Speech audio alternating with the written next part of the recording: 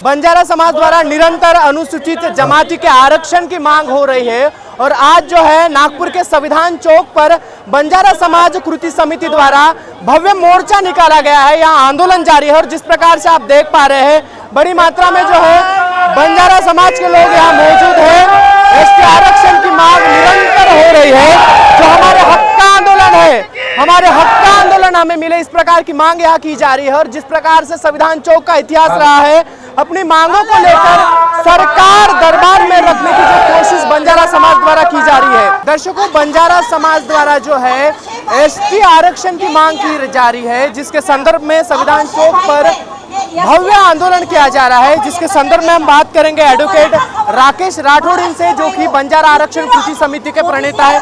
क्या बताना चाहेंगे, आरक्षण की मांग लेकर आप संविधान चौक पर आए हैं, क्या बताना चाहेंगे? देखिए, हम सरकार से आरक्षण की मांग नहीं कर रहे हैं।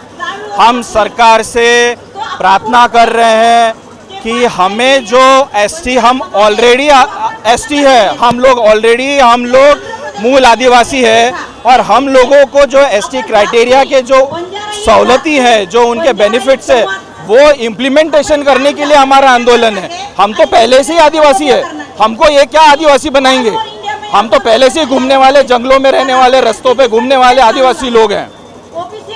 जो है बंजारा समाज जिस प्रकार से एसटी प्रवर्ग का आरक्षण मांग रहा है, उस पर सियासी जो है सरगर्मियां भी तेज चल रही है। कई नेता बोल रहे हैं कि जिस एसटी आरक्षण को आपके विरोध कर रहे हैं, क्या कहना चाहिए? देखिए, पहली तो बात ये आते हैं कि संविधान में समाज के, भारत के सारे लोगों को उनकी जगह मिलने का प्रावधान है। हमारे जितने भी नेता हैं, आदरणीय नेता लोग हैं, उनसे मैं कहना चाहता हूं कि वो भी आदिवासी है, हम भी आदिवासी ही हैं, हम भी उनके भाई लोग हैं। हमारे भी बच्चों को पढ़ना है, हमारे भी पिछड़े जाति के लोगों को मेन स्ट्रीम में आने में, उनके जैसे बड़े शहर में आने के लिए बच्चों को पढ़ाई में, शिक्षा में मदद मिलने की हमारी भी ख्वाहिश है। हम उनका आरक्षण छीनना नहीं चाहते। हम सिर्फ ये कहना चाह रहे हैं कि उनका 7% जो आरक्षण है वो वैसे ही रहे। हमें जो 3% का यहाँ का आरक्षण है, वो सुप्रीम कोर्ट का पंजाब वर्सेस हरियाणा का जो निर्णय हुआ है, उसमें हमारा कैटेगराइजेशन कर दे, उन्हें ए कैटेगरी में दे दे, हमें बी कैटेगरी में दे दे। यही हमारी मांग है। जिस प्रकार से राज्य का वातावरण देखा जा रहा है, एक और ओबीसी बनाम मराठा हो रहा है, दूसरी ओर जो है बंजारा समाज अनुसूचित जमाती से आरक्षण मांग रहा है। और जिस प्रकार से आपने बोला कि हमें बी प्रवर्ग से जो है आरक्षण दी जाए, लेकिन जिस प्रकार से सियासी सरगर्मियां चल रही है, क्या लगता है आपको कि आगामी जो है शीत सत्र तक आपकी मांगे पूरी होगी? यदि नहीं होती तो आपका क्या अगला एक्शन होगा? जिस तरह से मराठा आरक्षण 2 साल में सरकार ने दे दिया, मराठा आरक्षण के पास, उनके पास कोई क्वांटिफाइबल डेटा नहीं था। सरकार ने कमेटी अपॉइंट की, कमेटी अपॉइंट करके उनका जो भी एम्पेरिकल डेटा है वो कलेक्ट किया और उनको आरक्षण दिया। जो हमारे साथ भेदभाव पिछले 50 साल से हुआ है, ये सरकार हमारा वही भेदभाव वाला जो व्यवहार है वो अभी नहीं करेगी, ये मैं आशा करता हूँ।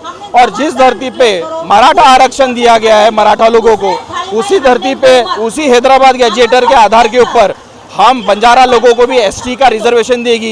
ये मैं सरकार से आपके थ्रू हमें उनको प्रार्थना करना चाहता हूँ। जिस प्रकार से हमने बंजारा समाज के नेता से बात की, उनका कहना है कि हमें जो है एसटी प्रवर्ग से आरक्षण मिला है, यदि नहीं मिलता तो आगामी शीतकालीन सत्र में इसका असर सरकार को दिखेगा। इस प्रकार की चेतावनी उन्होंने दी है। ये देखना काफी रोचक रहेगा कि बंजारा समाज द्वारा किए गए इस आंदोलन का असर आगामी सत्र में किस प्रकार से होता है। कैमरा पर्सन विलास पराती के साथ मैं मनीष टेमरे, महाराष्ट्र 24 नागपुर।